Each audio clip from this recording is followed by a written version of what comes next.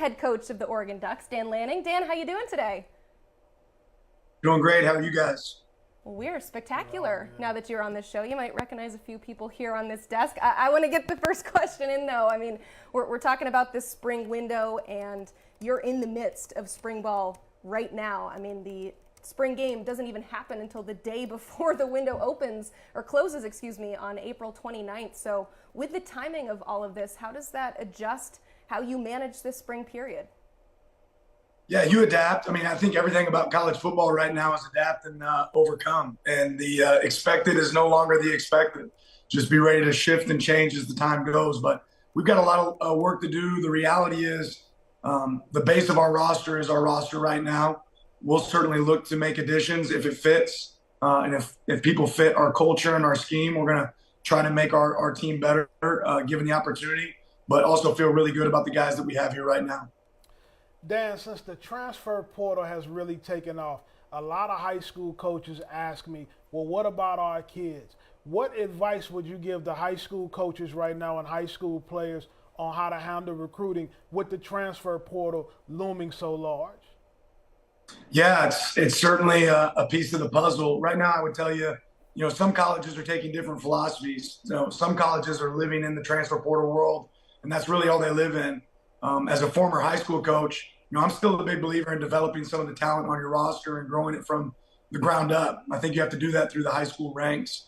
So I would just tell coaches to continue to push guys they feel strong about. And if a team isn't looking at their players, that means somebody else probably is. And it's going to be somebody else's reward if they continue to recruit the high school level well.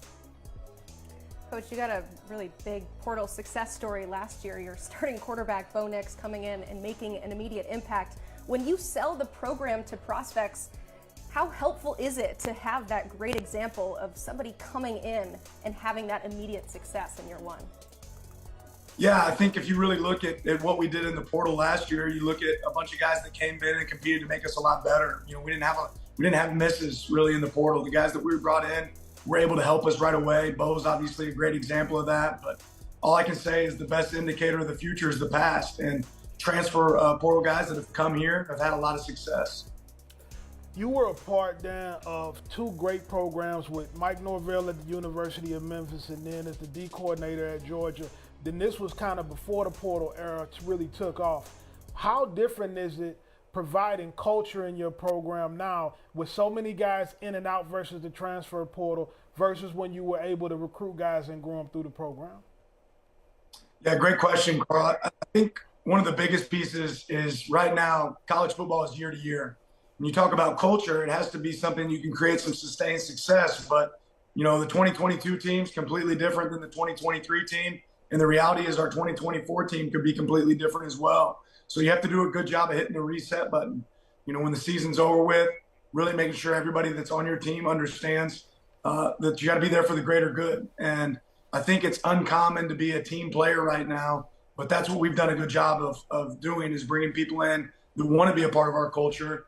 And I think it's hard to change people. So don't expect to change what someone already is. The reality is you have to find people that fit you. You mentioned culture and fit and relationships. I mean, how often do you maybe see those relationships that you built while on the recruiting trail pay dividends when these guys hop in the portal and maybe remember you and remember that connection that you made with them back when they were a high school prospect? Yeah, before, you never wanted to finish in second place. Now there's some benefit for maybe being second place down the road if somebody needs to change the scenery or something needs to change, for them in their program. The reality is we still want to go recruit great players. And I think relationships now maybe matter more than they ever have. If you're a person that creates great relationships, then you're going to be able to tap in to have some benefit for your team down the road. Coach, you have a spring game coming up here in 2 weeks, but the transfer portal is wide open now. How do you kind of balance those two things happening in concert with spring ball happening on one hand and also having to deal with potentially adding things to your roster? Yeah, every day is a new day. You have to be extremely organized. And like I said, the last 3 years of college football, I think, has taught everybody to be on their feet, ready to adjust and adapt. And we felt like the preparation, the way we have our calendar set up, it was really important to focus on the people that are here. on our roster currently, and then we'll worry about the additions as as the spring goes on. Dan, when you have a great player in your program, a guy that you're excited about, but he might be a backup, and he comes into your office and says, Coach, I want to play more. If I can't play more, I want to go to the transfer portal. What are some of the things you're saying to guys to re-recruit them and keep them on your roster? Yeah, I think the biggest thing is to be honest and understand you're not going to win every battle. If you're really clear with your expectations, you're honest with your players about where they stand, sometimes they're going to leave when you're honest, and that's okay. But the reality is, if you can paint a picture for what your plan is for a player, you do a good job of having great communication. But sometimes they take a chance and say, hey, I want to stick this out and see it through. And, the reality is we lean on a lot of examples of players that have played for me in the past that maybe didn't play till their junior year or senior year, and then ended up getting to have great success. Trayvon Walker is a great example of a guy that was a backup until his last year at Georgia, and then he became the #1 overall pick in the NFL draft. The reality is you want to have great experience on the field, and you want to go perform on the field, and you have to be in the best place to do that. I see a lot of coaches that, join their programs, they're new to their programs, use the transfer portal as a way to kind of churn their roster and have that quick turnover. Colorado, great example, 26 transfers coming in this year. As you're getting your feet wet and getting a little bit more comfortable with Oregon, I mean, how do you foresee your usage of the portal being beyond that initial player turnover and that initial new coach bump, I guess you could say? Yeah, the reality is it's something we want to work in, we don't want to live in. And we always want to enhance our program. But again, I still would like to recruit really well at the high school level and develop within the high school level ranks as guys get into our program and make it a situation when they don't want to leave if they're a good fit.